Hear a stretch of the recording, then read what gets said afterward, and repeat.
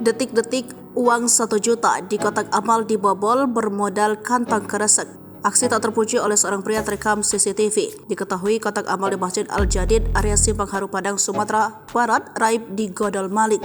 Dalam aksi pencurian terekam CCTV itu, jutaan rupiah ludes digodol maling pada Jumat 8 September 2023 dini hari.